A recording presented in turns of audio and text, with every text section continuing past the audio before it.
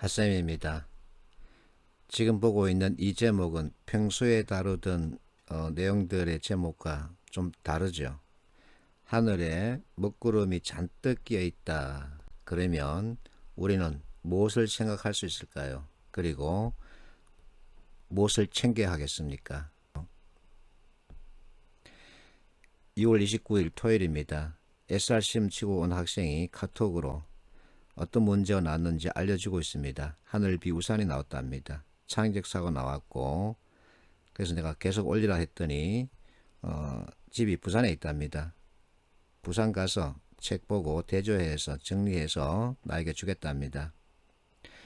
이 친구는 특강에 참여하고 있는 학생입니다. 내가 이것을 보여줬더니 이 학생이 자기도 이렇게 봤다. 또 사토이니치 발생형 예시, 자동차 사고, 문제와 문제점, 책이랑 똑같이 나왔다. 빗길만 쏙 바꿔서 난폭 운전으로 나왔습니다. 이렇게 알려줬습니다. 또 이 내용을 이 친구한테 알려줬더니 맞다 그러면서 발생형, 탐색형, 설정의 문제가 3개나 나왔답니다. 자, 신문 기사를 보고서 하늘, 비, 우산 이것을 익히는 연습을 하고 있는 학생이 있습니다. 오늘입니다. 이 기사를 나에게 보여주면서 하늘 먹구름 잔뜩 여기 해당되는 게 소비자 물가 상승 또는 하락 이게 맞냐? 그래서 내가 잘하고 있다 했더니 좋아 죽을라 그럽니다. 자, 물가가 상승하거나 하락하는 것이 바로 내 마음에 들지 않다의 뜻입니다. 하늘 먹구름 잔뜩 끼어 있다는 표현이죠.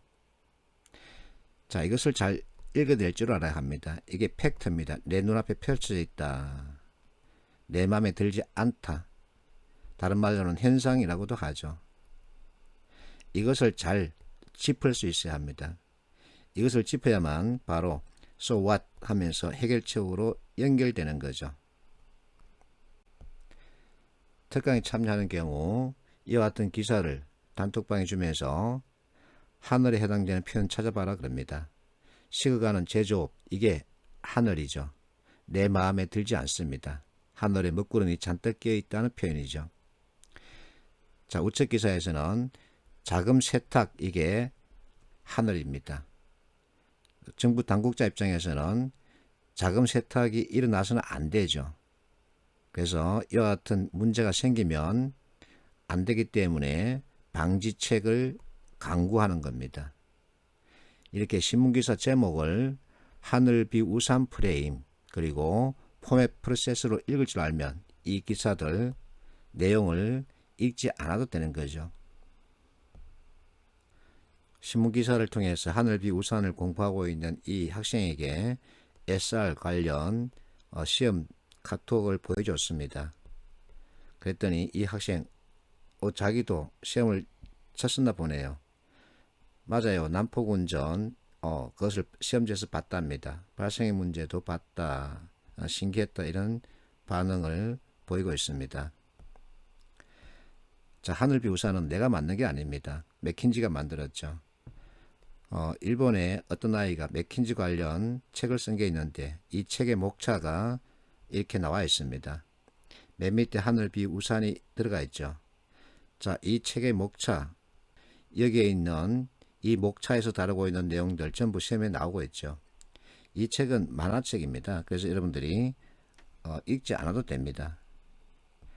자, 하늘, 비, 우산이라 하는 것은 정부 해석의 기초입니다.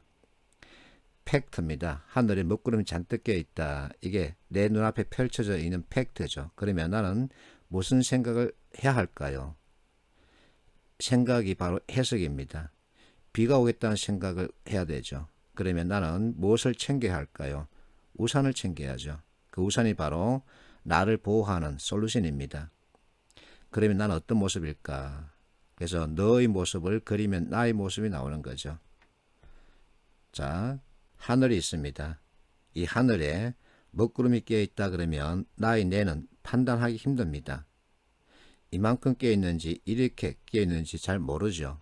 근데 잔뜩 끼어 있다 그러면 먹구름이 하늘을 뒤덮고 있다라는 뜻이 되죠. 그래서 나는 B를 생각하게 됩니다. 아, 비오겠구나 라고 팩트를 해석해서 B를 연상시키는 거죠. 그러면 나는 무엇을 챙겨야 할까요? 우산이죠. 우산이 바로 나를 보호하는 장치, 이 문제를 해결하는 대책이 되는 겁니다. 자, 이제 우산을 챙긴 나, 우산을 챙기지 않은 너, 이렇게 구분할 수 있겠죠. 자, 나와 너의 모습을 대비시키는데 나는 어떤 모습이고 너는 어떤 모습일까? 나는 우산을 챙겼기 때문에 뽀송뽀송이라고 표현할 수 있습니다. 근데 너는 우산을 챙기지 않았기 때문에 뽀송의 반대 축축으로 표현할 수 있겠죠. 이것 가지고 나는 회사 일과 관련해서 의미를 부여합니다. 그리고 나를 자랑합니다.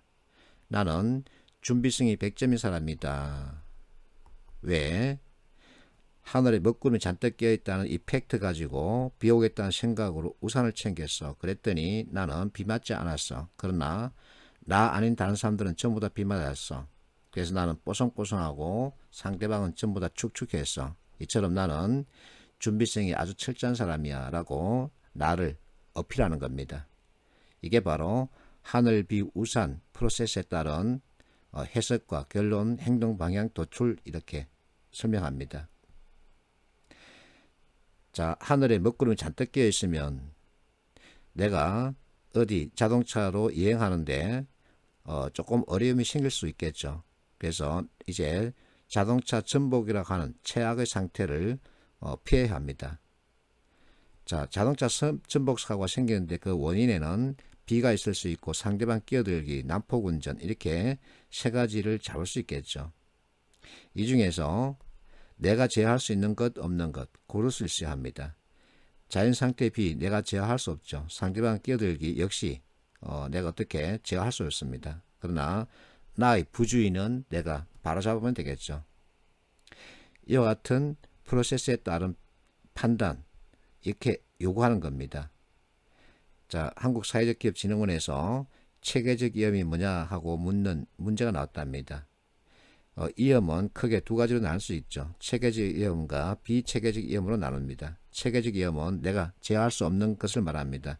전쟁, 국가 정책, 자연상태, 자연기상, 그리고 환율 이와 같은 것을 말하죠. 비체계적 위험은 포트폴리오를 구성함으로 해서 위험을 분산시킵니다. 그러면 위험 최소화에 따른 수익 최대화를 꾀할 수 있겠죠. 이와 같은 지식을 여러분에게 요구하는 겁니다. 자, 팩트를 볼 줄 알아야 합니다. 그러면 이제 그 다음 순서 So what? 그래서 뭐가 중하디 하는 것을 찾아낼 수 있는 거죠.